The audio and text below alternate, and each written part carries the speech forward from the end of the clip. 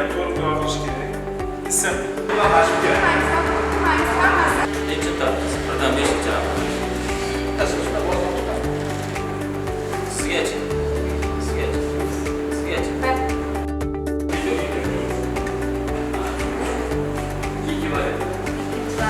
Barchaga omad bo'lsin. Hammaga ikkinchi variant.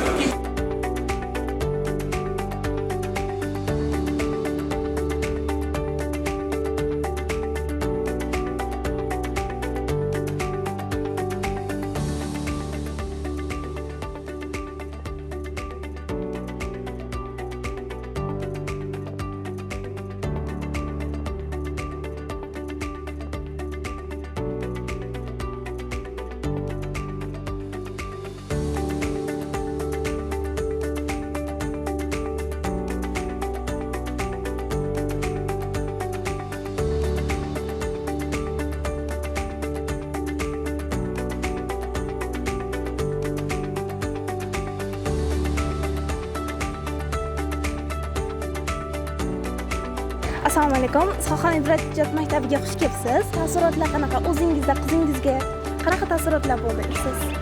Taassurotlarimiz hayajon bilan o'tdi. Mana qizim kirib chiqdi.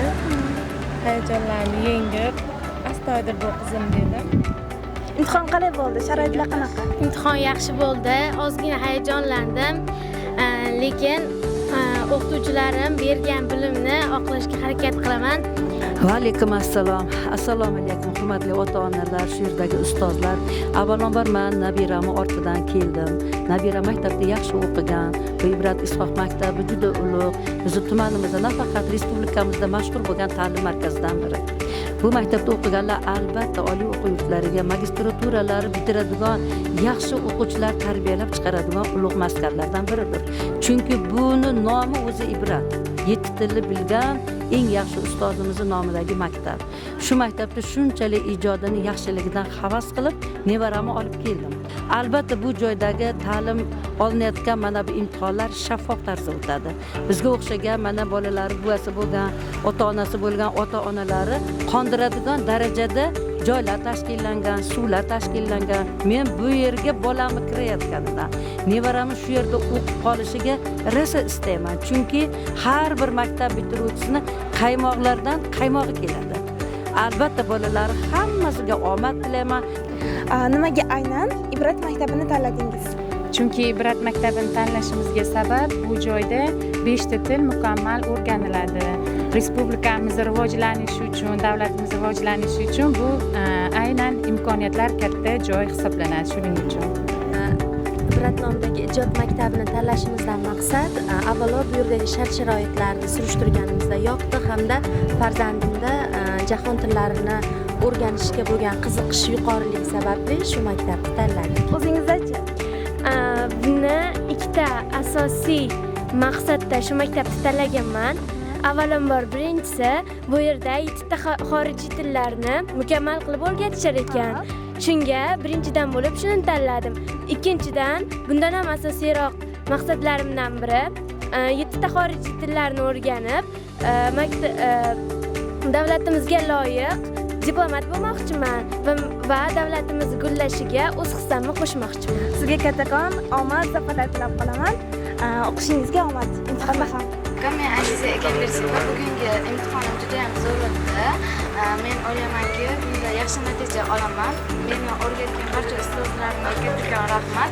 Ibrat maktabiga o'quvchilarimiz bilan keldik. Taassurotlarimiz juda yaxshi. Ibrat ijod maktabi ijod maktablarining ichida eng darajasi yuqori sifatli darslarni beradigan maktablar toifasiga kiradi. Mana shulardan ko'rinib turibdiki, bugundan har yili o'quvchilar soni, ya'ni Ibrat maktabiga topshiradigan o'quvchilar sonidan ko'ra bu yillar ancha ko'payib qoldi. Bundan ko'rinib turibdiki, e'tibor ancha yuqori. Biz ham mana o'zi Norin kelajak liderlar o'quv markazidan o'quvchilarimizni olib keldik. Eng saviyali, eng kuchli o'quvchilarimizni olib kelganmiz. Xudo xolasa, ikkinchi, uchinchi bosqichlardan o'tib o'quvchi bo'lishadi. Ibrat maktabida o'quvchi bo'lishadi. Farzandingizni Ibrat maktabida o'qitishingizdan asosiy maqsadingiz nima? Maqsadim shu, jadid bobolaridek vatanga bo'lgan muhabbatini uyg'otish va tillarni o'rgatish, shundan asosiy maqsadim. Va Bilamiz, birinchi farzandingiz shu yerda o'qiydilar. Siz bundan qoniqyapsizmi? Ularning o'qishlaridan? Albatta, mana yaqinda B2 oldi. Madina qizim shu yerda o'qib, xulqida, boshqasida fanda o'zgarishlar juda katta bo'ldi. O'g'limga shuning uchun niyat qilib olib kelganman. U ham B2 olgan, mana shu yerga niyat qilganmiz. Yoshligidan shu yerda o'qishni juda ham katta orzu qilganmiz oilaviy. Hikmat aytaman, juda katta rahmat bu yerda ishlayib turgan jamoalarga. Men Xatanboyeva ruhxona Ziyokur o'quv maktabi yo'nalishida ta'lim oldim va bugungi imtihonda o'ylaymanki juda ajoyib natijani qayd qildim, chunki bir taraflama qiyin, bir taraflama oson bo'ldi. Chunki bizda environment, atrof muhit, pollution va boshqacha mavzularda tushdi. Men environment mavzusida ajoyib o'zimni deb o'ylayman, chunki menda 500 tadan ko'proq so'z ishtirok etdi va raqiblarim bilib qo'ysinki, mendan zo'rlari yo'q. Mendan zo'r